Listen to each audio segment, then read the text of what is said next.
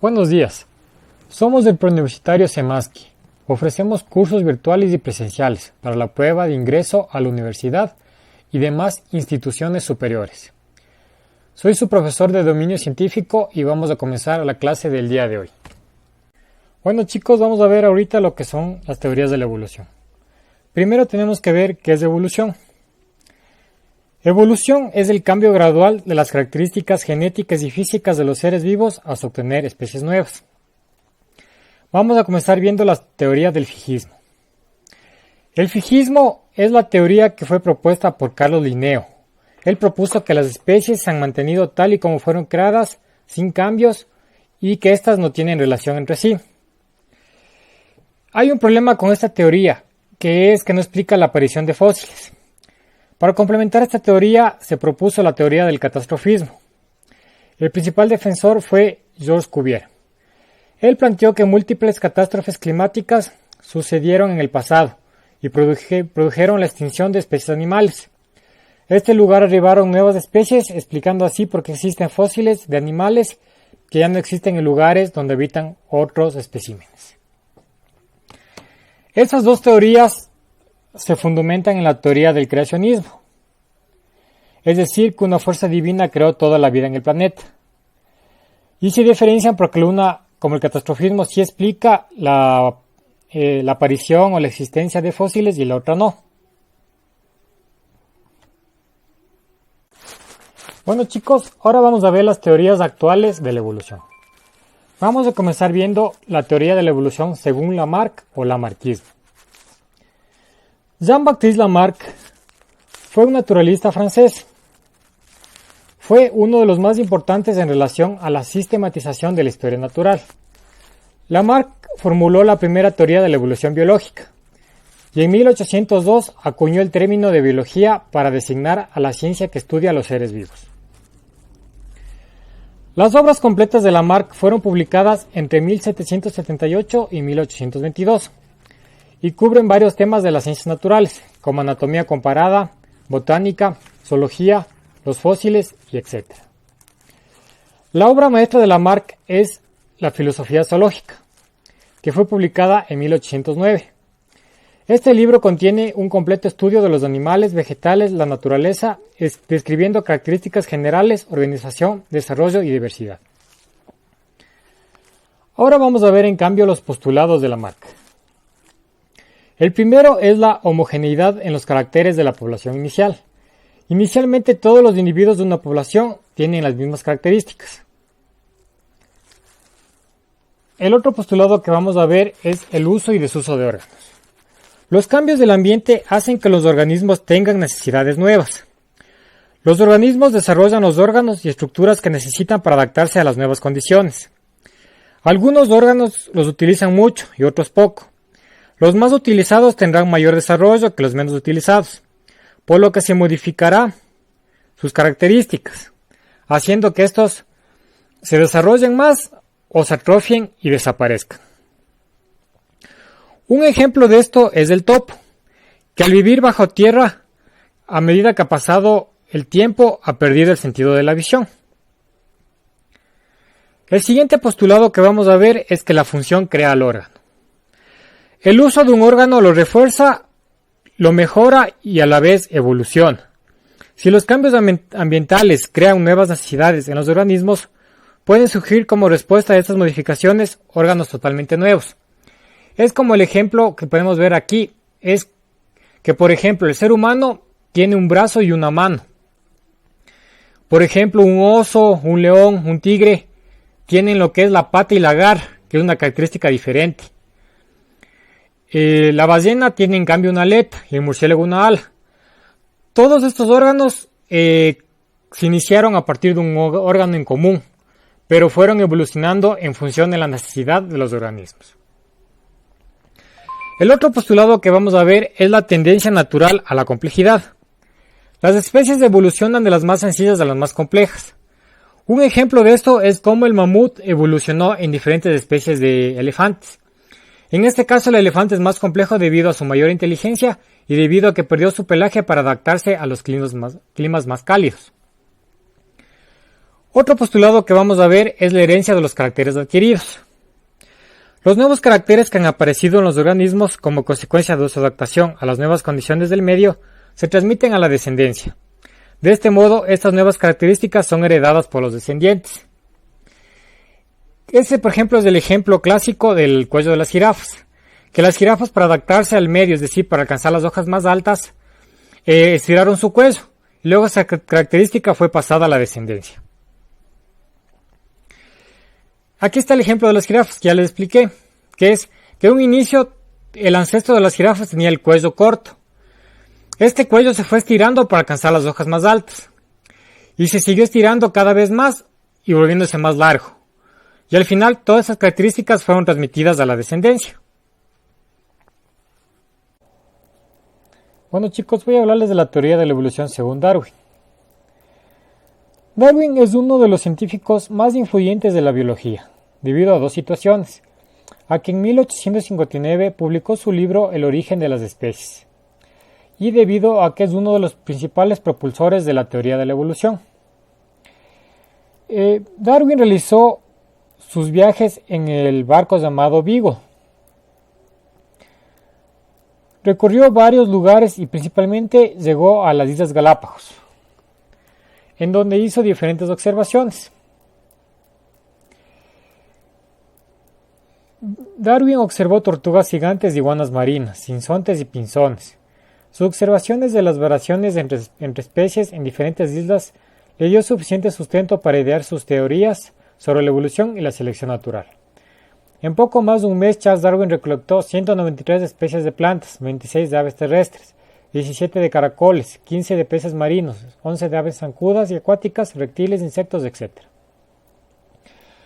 Lo que más les llamó la atención fueron los pinzones de las Islas Galápagos.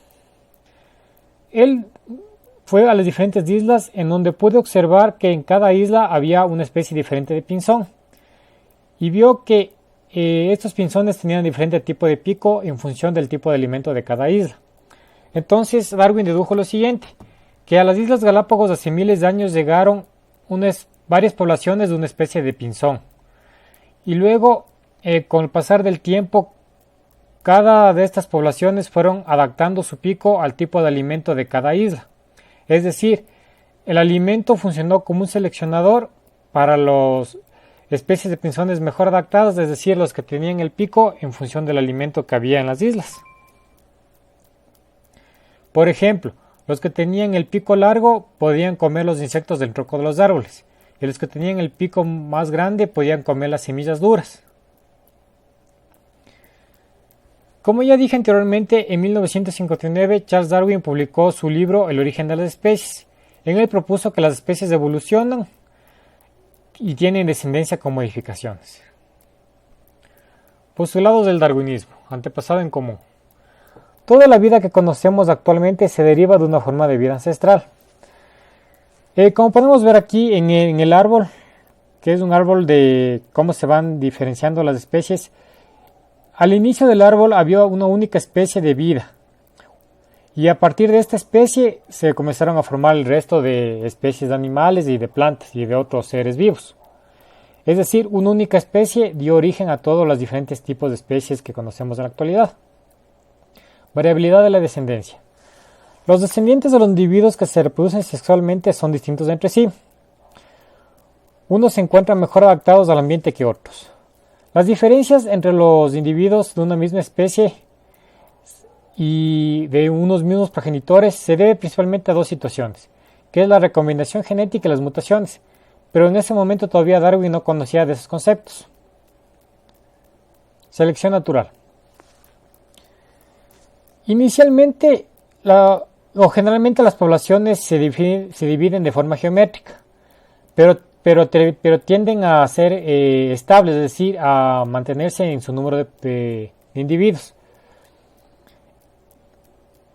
Esto se debe a que solo pocos individuos son los que sobreviven y se reproducen con éxito, los otros se morirán.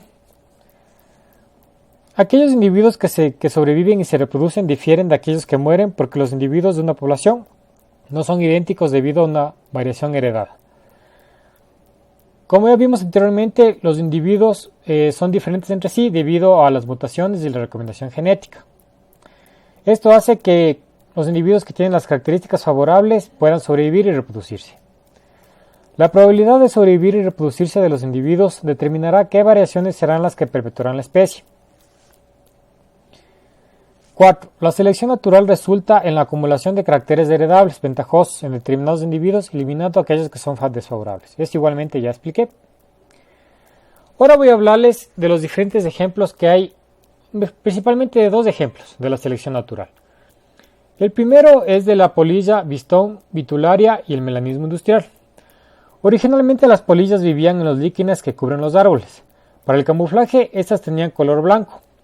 Durante la revolución industrial en Inglaterra, el dióxido de azufre cubrió los llenos líquenes y la corteza de los árboles. Las polillas de color claro se volvieron vulnerables para los depredadores. Esto proporcionó una ventaja selectiva para las polillas de coloración oscura, las cuales aumentaron su frecuencia en la población. En este caso, las polillas lograron sobrevivir porque con el paso de las generaciones pudieron cambiar su color claro a un color oscuro que les permitió camuflarse en el tronco de los árboles que estaban cubiertos de hollín. Ahora voy a hablarles de la resistencia bacteriana a los antibióticos. Cuando las bacterias se exponen a un antibiótico, las bacterias sensibles al fármaco mueren, pero las que muestran cierta insensibilidad sobreviven y crecen, produciendo poblaciones donde se incrementa la probabilidad de encontrar bacterias con mayores grados de resistencia. Las bacterias resistentes evitarán el efecto del antibiótico con mayor éxito y así sucesivamente hasta llegar al momento que predominen sobre las otras. Estos dos son dos ejemplos claros de la selección natural. En el primer caso, el seleccionador natural era la contaminación atmosférica, es decir, el hollín, y en este caso el seleccionador va a ser los antibióticos. Eso no quiere decir que los antibióticos hagan que muten las bacterias, más bien los antibióticos seleccionan a las bacterias resistentes.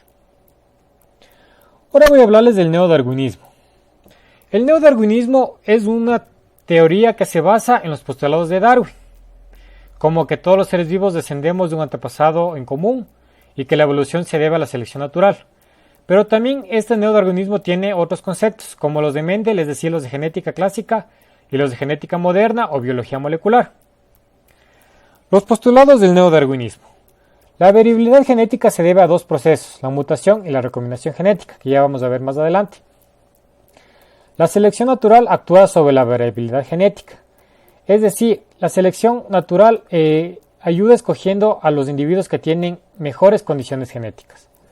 La selección natural conduce a cambios en el conjunto de alelos de una población, es decir, los genes que todos tenemos tanto de padre y de madre son influenciados por la selección natural y termina produciendo cambios, es decir, produciendo tanto genes que pueden ser dominantes, es decir, un alelo dominante y otro recesivo, o genes recesivos, es decir, con dos alelos recesivos. Evoluciona la población y no los individuos. Esto se debe a que la evolución más se va viendo en la población, es decir, con análisis estadísticos donde se puede ver cómo van cambiando la población en sus características fenotípicas o genéticas, y no tanto que se puede decir que un individuo es el que termina evolucionando. Y la evolución se produce de manera gradual. Toda evolución se produce de manera lenta, es decir, como dicen muchos científicos, no es tan perceptible a la vista del ser humano. Son cambios muy graduales y muy pequeños que se pueden ver en miles o millones de años. Voy a hablarles de los dos temas anteriores que quedamos en ver, que el primero es la mutación. La mutación es cualquier cambio en la secuencia de nucleótidos del ADN. Como todos sabemos, el ADN consta de 4 nucleótidos, que es adenina, timina, citosina y guanina. Cuando uno de estos nucleótidos cambia, solo que cambie uno, se puede decir que existe mutación. Las mutaciones pueden ser ventajosas, neutras o perjudiciales. Recombinación genética. La recombinación genética o intercambio de información genética entre cromosomas homólogos durante la formación de los gametos sexuales o meiosis. Cuando se produce la meiosis, los cromosomas tanto de padre como de madre se unen, formando lo que son los quiasmas. En estos puntos de quiasmas se produce un intercambio de material genético, es decir, parte del material genético del cromosoma del padre se pasa al de la madre y viceversa. Esto es la explicación de por qué hijos de, es decir, hermanos que son producto de la reproducción de los padres. Estos hermanos son distintos entre sí. Esto se debe principalmente a la recombinación genética, como ya vimos, igualmente a la mutación. Bueno chicos, eso fue todo lo relacionado a la evolución. Gracias por su atención. Esto fue la clase de hoy. No olviden seguirnos en nuestros cursos. Pueden pedir información a los números y el mail que se encuentra en la pantalla. Gracias.